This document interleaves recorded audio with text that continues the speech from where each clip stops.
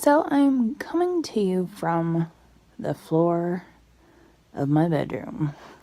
If you don't believe me, my bed is up there and I'm down on the floor.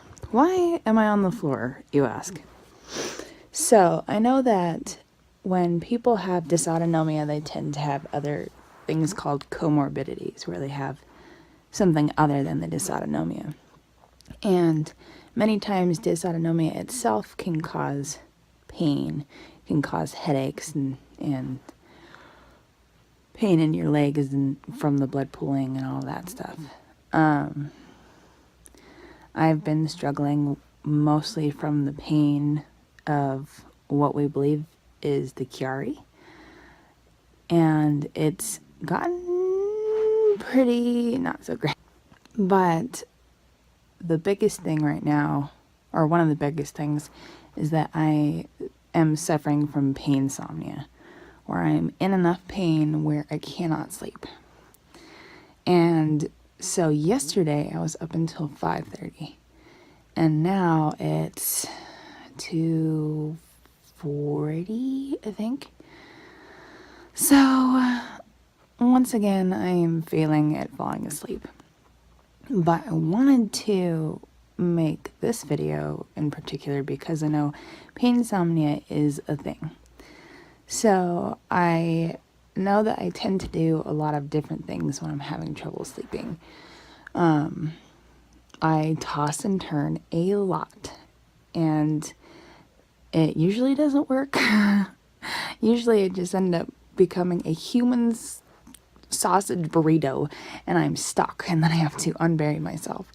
But one of the things that I do sometimes that works is that if I'm feeling that I'm having like a lot of joint pain, or my lower back hurts, or my knees or my hips hurt, I'll stick a pillow in between my legs to kind of pad them. Black leggings, my bad. But you can see that I've got it in between my knees and it's up high so that it supports and keeps your legs straight. And I've kind of got my knees not quite overlapped so that the weight is distributed. What else is there to know?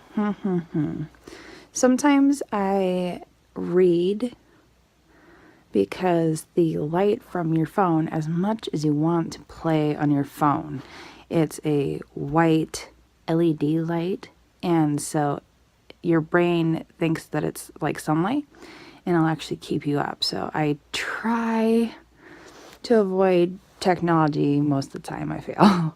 But reading an actual physical book in low lighting can kind of help, one, distract your brain from the pain, and two, kind of trick your body into falling asleep.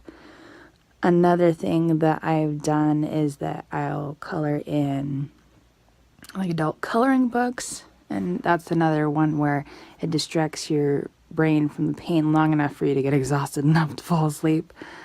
And then something I've tried recently is that there's a couple chronic illness warriors that I follow on YouTube, and so they, both of the ones I watch the most, have daily vlogs, so I can have a new video every day, and I'll set it on autoplay, and then I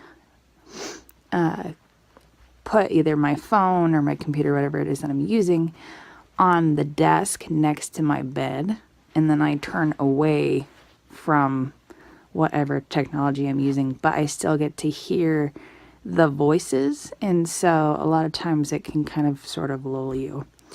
Now sometimes you still lose and painsomnia still gets to you and you still don't sleep, but I've found that if you kind of figure out what helps, sometimes you can kind of belay that. Another thing that I've been using lately because I have pain in my neck is that I have a rice bag, and let's see if I can find it. So this is my rice bag.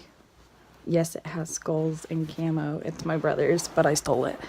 But it's shaped for shoulders, and it has seen better days. But I usually fold it so it's thicker, and I'll kind of wrap it around my neck, and I usually zap it in the microwave for about 3 minutes. And the nice thing about this is that it's a reusable heat source, so you don't have to keep buying heating pads, which is nice. What else? Sometimes I'll do like floor yoga, very gentle floor yoga, because sometimes I get restless legs because I hurt and because I haven't been moving. So sometimes stretching out your muscles and kind of opening up your hips and stretching everything out helps to kind of lower the pain level a little bit, since you're not so like holding on tight because you don't feel good. My last tip is that I like to drink hot tea. I do the herbal teas because there's no caffeine in them, but they're nice and warm, so a lot of times if I have a headache, it kind of relaxes kind of everything up in my head so that it's a little less painful. So that's about it. So I'm about halfway down my list. I've done a little bit of yoga.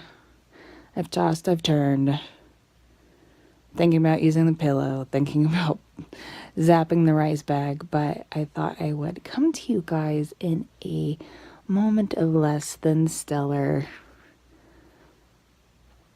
aesthetic, question mark,